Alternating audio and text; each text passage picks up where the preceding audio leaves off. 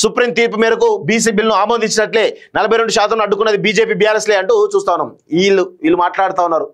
పనికి మాలిన సర్వేలు చేసి పనికి మాలిన డెడికేటెడ్ కమిషన్ను అనలైజ్ చేసి ఏం సాధించారు మీరంతా? మేము చెప్తూనే ఉన్నాం. మీరు ఏమన్నారు? మీరు ఏదో దేశంలో ఉన్నటువంటి అభిషేక్ సింగ్ లాంటి సూచనలు తీసుకొని ముందు పోతే ఇట్లే ఉంటుంది. వాళ్ళు ఏమన్నారు? చాలా స్పష్టంగా మీరు పోండి చేసుకోండి ఎన్నికలు నడుస్తాయని చెప్పేసి అన్నారు. ఏమైంది? సీరియస్గా కోర్టు అయితే చాలా స్పష్టంగా స్టే ఇవ్వడం జరిగింది. ఇప్పుడు ఎడబెట్టుకుంటారు మీ ముఖాలు? చెప్పాలి, మీ ముఖాలు ఎడబెట్టుకుంటారని నాకు అర్థం కాదు. అన్ని పనికి మాలినటువంటి పనులు చేసుకుంటా ఏ ఒక్క పనైనా ఈ 2 సంవత్సరాల్లో ఏ ఒక్క పనైనా మీరు చిత్తశుద్ధితో చేసిరా? ఏ ఒక్క స్కీమ్ అయినా చిత్తశుద్ధి అమలైందా? రైతు బంధు అమలు కాలే, యూరియా సరఫరా అమలు కాలే, మీరు చెప్తున్నటువంటి ఫ్రీ బస్ అమలు కాలే. సరిగా ఏం అమలైనాయి మీకు? మీరు చేసినాయి ఏమన్నా అంటే మూసీ రివర్ డెవలప్మెంట్ అని అన్నారు, అది ఏమైంది? హైడ్రా అన్నారు, అది పెంటనే. మూసీ అన్నారు, అది పెంటనే. ఏ ఒక్కటైనా మీరు సరిగా చేసిరా? ఏ ఒక్కటైనా ఏ ఒక్క పథకమైనా సరిగ్గా ప్రజల దగ్గరికి పోతున్నదా? చిత్తశుద్ధి లేని మాటలు తప్ప ఏమున్నది?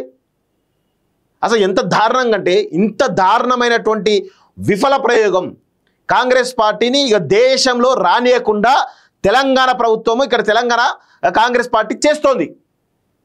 100% వాస్తవం ఇది.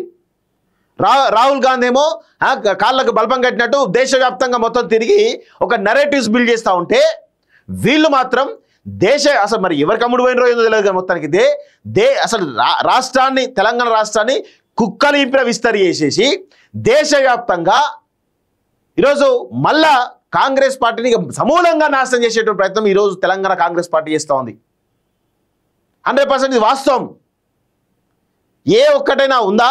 ఏ ఒక్క చిత్తశుద్ధితో చేస్తున్నారా ఏమన్నా? ఏదీ లేదు. అన్నీ బబ్రజమానం భవజ గోవిందం ఇదే కనబడుతుంది తప్ప ఏది లేదు. ఏ మంత్రి పర్ఫెక్ట్గా పనిచేస్తుండే? ఎవరికి వాడుగా కమిషన్లు దొబ్బి తినుకుంటూ తమాషాలు చేస్తూ ఉన్నారు. పైసల మీద ఉన్నటువంటి శ్రద్ధ, కమిషన్ల మీద ఉన్నటువంటి శ్రద్ధ ప్రజల మీద, తెలంగాణ సమాజం మీద లేదు.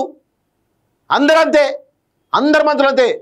ఒకరి మీద ఒకరు బురదలుకుంటూ పోతా ఉన్నారు, ఒకరి మీద ఒకరు కుట్ర చేస్తూ ఉన్నారు. అరే మీ ప్రభుత్వం పైన ప్రతిపక్షాలు కుట్ర చేయాలి కానీ మీ పైన మీరు కుట్ర చేసేంద్ర భయ్ నాకు అర్థం కాదు. ఏ మనుషులు నాకు అర్థం కాదు.